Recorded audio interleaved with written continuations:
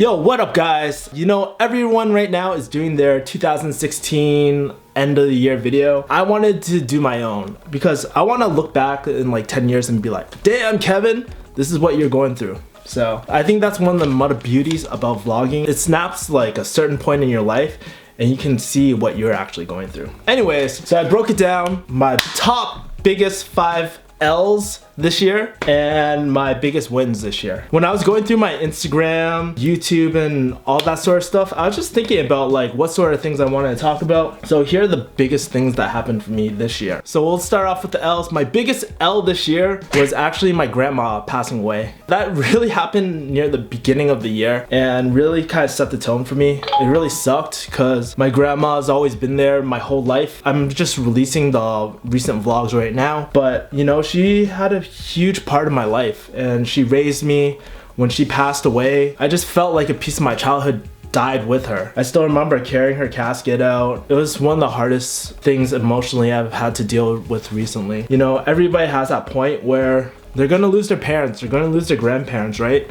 It's a normal part of life, but still, it doesn't make it easy. What I really learned from that situation was that as I was looking at my grandma's casket, with all the people in the room, I was like, what do I really want to be remembered for? Because at the end of the day, we're all gonna suffer the same fate. We're all gonna catch L's and die one day. So I was just kind of thinking like, what do I want my legacy to be? What's most important to me? It really helped me focus like, hey, you know what? I should be having more fun. I'm always working. I'm always trying to like make money and stuff. But sometimes I just gotta enjoy life because next thing you know, I could be dead. Fuck. The second thing is, it reminded me of the importance of family. Like in the past, I used to be very, like I didn't care about family, but it wasn't a huge priority. But it really hit home to me that, you know what, one day my parents are going to get older. People I love are gonna be in need and can I take care of them? That really set the tone for me and it also really encouraged me to hustle 10 times harder so I could take care of the people around me, offer opportunities like my grandma did for me, like with my pharmacy education and whatnot. Second biggest L this year, getting rejected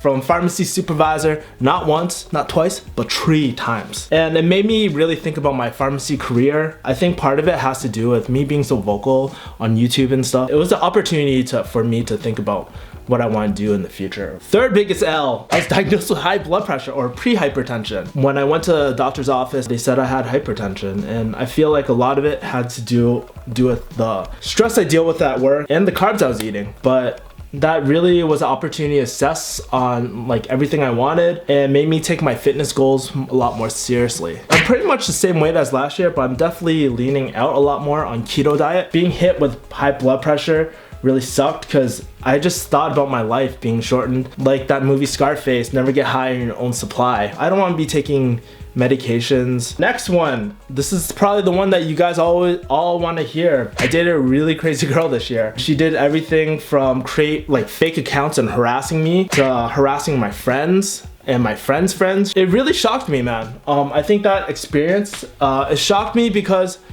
I usually have the I look in the best in people, right? I was like, god damn, you know? This girl is so damn crazy. She even did, like, I can't confirm this, but you know what? I really suspect that it was she did a fake pregnancy scare, which wasn't cool. She even threatened my friend at work, which was really fucked up. But anyways, I'm not gonna give you the whole story.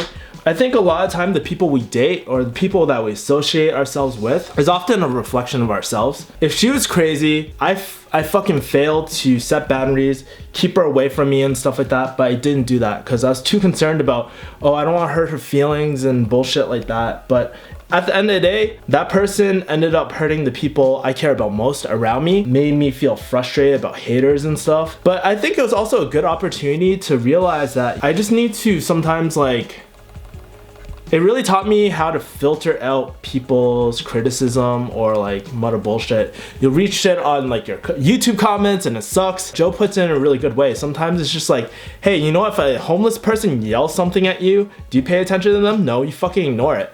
And I feel like it's the same way. Don't give those people a satisfaction. And if you give them any sort of attention, good or bad, that's just positive reinforcement for them to keep harassing you. It really brought some of my friends, my cousins, even people that I wasn't really close to, but it gave me an opportunity to just really get closer with my friends actually. 5, what a crazy accidents, man. So if you guys don't know, I was in a car accident earlier this year with my parents. I fucking broke my camera just now, so the door's all fucked up because I dropped it with my $600 lens, which sucks. Broke my Nexus 6P not only once but twice. I just been having all this bad luck, and there's this Chinese superstition saying that when someone you love dies, you're stuck with bad luck for a while. Honestly, I've had so much bad luck this year that I think in a way it's made me a lot stronger. Like, I see a problem, I just adapt and overcome. And plus, like, it reminded me how grateful I am to have like a mistakes fund or to prepare for these situations that happen, right? Now for the biggest wins, man. My biggest wins of 2017, I gotta put this at number 1. Going to the ATL, Atlanta, Georgia, and hitting up Magic City. Magic City, baby, shit. No, Magic City wasn't all that great. They were pretty fucking talented. They were like twerking from ceilings and shit. But I think more than that, it really taught me that sometimes if you really want to do something, I've been wanting to go to Atlanta since I was like in high school, but I finally made it come true. Not only that, I got to spend it with really good people. I got to hit up Waffle House, got to check out the Georgia Aquarium. It really reminded me like, hey, you know what, Kevin? It's okay to just enjoy the smaller things in life. Sometimes you need a break, and sometimes like it goes back to my grandma, but I'm not going to be here forever, so might as well enjoy good company and good experiences in life. And Magic City was one of them. Yeah, I even hold on for a second, I even saved 20 singles from Magic City, and I kept my airplane flight as a memory. So second biggest win, I got to meet a lot of cool people volunteering at USC Pharmacy. A lot of them invited me to a lot of cool events, which was great. And honestly, I got invited to this like fancy ass like USC preceptor party, which is cool. It's hella fancy. It was at the Ritz-Carlton, catered by Wolfgang Puck and shit. But I think more than that, I just got to meet really cool people and really reconnect with the youth. And I got to make good videos out of it. I think like doing those type of things opened up a lot of opportunities for me. And that's the third thing. I did my first keynote and my first podcast this year. Tony, shout out to you. Thank you for inviting me to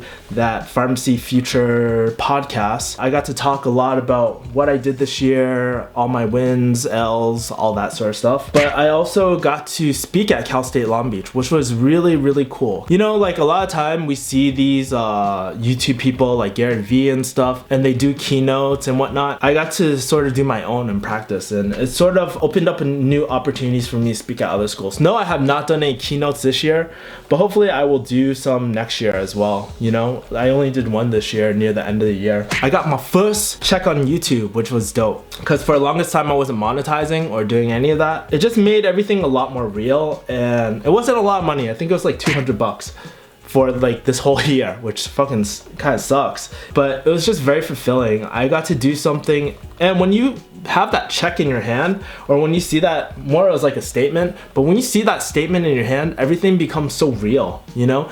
It's not like, oh, I'm a part-time YouTuber. Like, dude, I'm actually making money from this shit. And it was really, really exciting. I think sometimes you guys ask like, what's the biggest motivation? Progress. When you see those small wins, that's the biggest motivation, you know? Because it really makes, at that moment, I really believe that, you know what, I can make this a full-time thing if I really hustle my ass off. And that's what I want to do in 2017. I want to hustle my ass off so I can open up more opportunities for me in the future. Also this year, from a pharmacy standpoint, I also got top 10 out of like 2,000 something stores for top immunization sales, which really meant a lot to me. You know, there's one thing to just like talk about like theory and things about mental toughness and all that, but to actually perform and hit everything, that was a huge win for me. I mean, you can talk all day, but what really success really shows when you hit these sort of, not awards and whatnot, but when you hit these milestones, it really proves to yourself that you're just not all talk. I think it showed to at least my bosses and stuff that I wasn't just a punk ass bitch who gets their haircut weird and stuff. I can actually perform, man. Oh yeah, and I forgot the biggest thing, man. I got to start working with JK and Go for Broke, and that was a huge thing. I went from being a viewer like you guys at home and actually working with JK, which was really cool experience. It was almost like a dream come true, man. Like I was always like friends with Joe and all them, and like we found a way to sort of work things out. Granted, still things are in like the testing phase. We're still trying to work things out, but I got my first check, and it's just another reminder that, hey, there's another opportunity out there other than pharmacy for me as well. And you know what, this year I was very grateful. Like I got to do a lot of skills, so I got to read a lot of books. I bought like a panda planner and shit. I got really organized and started planning my life out a little more, and it made me more efficient. You know, when you only have so many hours in a day, you really have to optimize, and it really forced me, like being on such a tight schedule, it really forced me to get more and more efficient each time, right? Also, I got to really connect with a lot of good people this year. I was talking about the USD students earlier, but even my roommates, you know, I got a lot closer to Ken and Bree. I got to talk to a lot of my viewers. You know, like a lot of you guys, when you guys leave positive comments or when you guys email me, it's the best feeling in the world.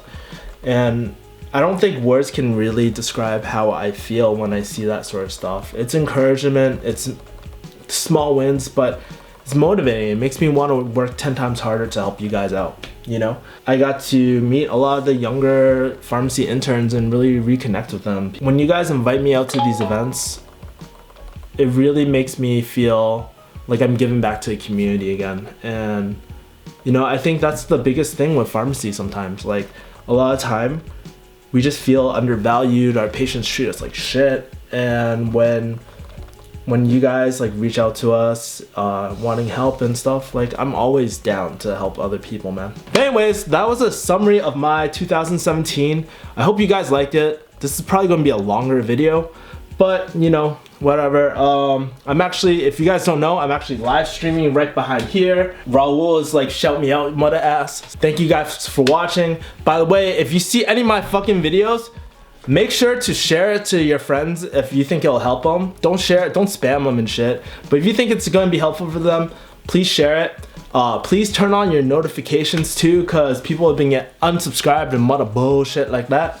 And guys, thank you for always watching my videos, supporting me. Hit the thumbs up, subscribe, like, and check out some of my other videos. Peace, guys. It's going to be a great 2017, year of the Mother Hustle Part 2.